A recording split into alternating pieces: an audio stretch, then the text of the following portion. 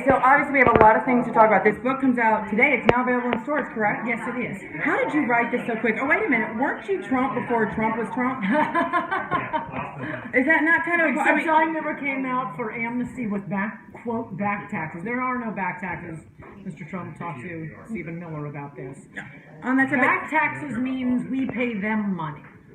Well, we're not going to. Tax credit. We're not going to do that. But the question is, no illegal alien makes enough money to owe back taxes. We owe them money. My question for you is: did we import these illegal aliens? I mean, did we dragoon them and bring them across the border? Is right. This our fault? Is this our fault? We have to deal with this. Why no, Scotty? I'm glad you asked that. It is not. Okay, so should we be apologizing to them? No, they have no right to stay here, and it ought to be determined. Which is, I think, a clearer statement of what Trump's policy ought to be, and I thought it was as of yesterday, though I haven't technically seen what everyone is hysterical about tonight. Anyone who came here illegally has no right to stay. We decide whether they stay or go based on whether it's good for our country. Right. But this back taxes thing, that's code for ridiculous amnesty and an enormous amount of money out of the U.S. Treasury to pay them their earned income tax credit. That's what back taxes are. Okay, so he's gotten a lot of flack for this idea of having a mass deportation force. Now, first of all, I always thought that was called ICE. I thought we already had a mass... Okay. Yeah.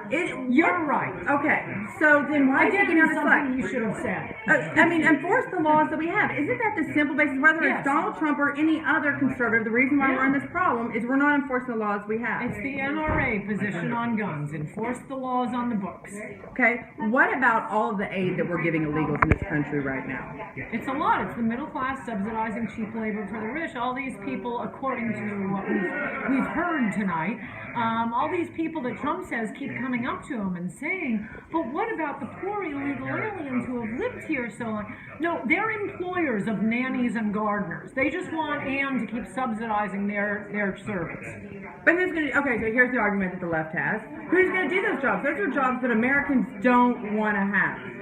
Oh, they may have to pay them an extra $1. Americans have been doing these jobs for 250 years. It's only in the last few years when both Republicans and Democrats have allowed this mass of low-wage workers to come in that suddenly Americans don't want to do the jobs at $7 an hour. They'll do them at $15 an hour. And by the way, Uber is starting driverless cars in Pittsburgh this week. Driverless cars. Pretty soon everything is going to be automated, but thanks for bringing in 50 million low-wage workers that we'll have to support on welfare, Democrats and Republicans. I was about to say, isn't this fault part of the Republicans? Isn't that how we've gotten to this point, that the Republicans have not done the job and enforced the laws that we've asked them to? Both political parties are for screwing the middle class and the working class by dumping low-wage workers on the country. Trump was supposed to be something different, who cared about all Americans, including the working class and middle class. If he gives up his immigration position, as I've said, this is going to be the shortest book tour ever.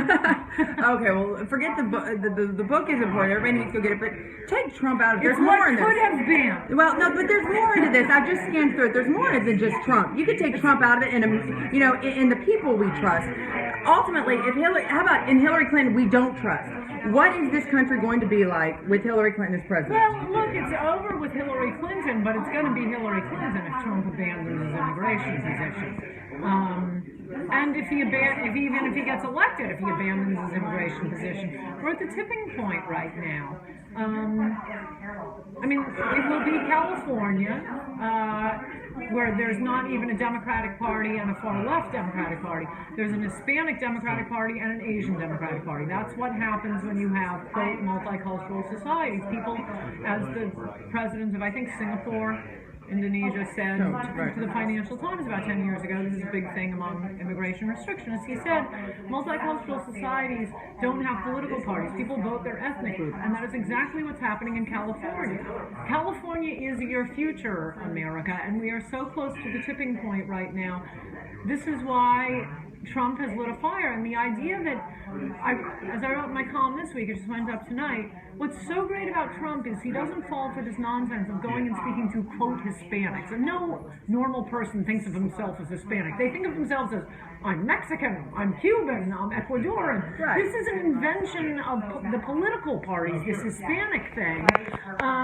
What they want is jobs. Trump transcended this. He's appealing to Hispanics, blacks, Asians, Americans, white Americans, we want jobs. Unless you are part of that teeny tiny class of Donald Trump's neighbors and friends, and thank God he wasn't deferring to them up until apparently tonight on Hannity.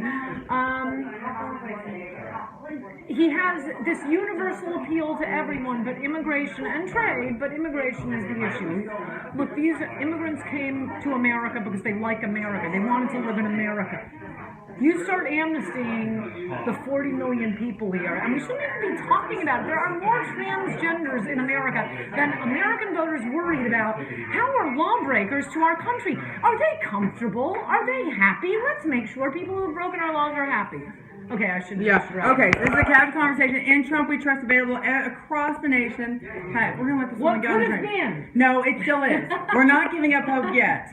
Yeah. Okay. We haven't seen Hannity, but we are getting bad reports from Mr. Trump. He'll behave. We can put him in his place. Right, let's look on. Thanks, Ann, for joining us.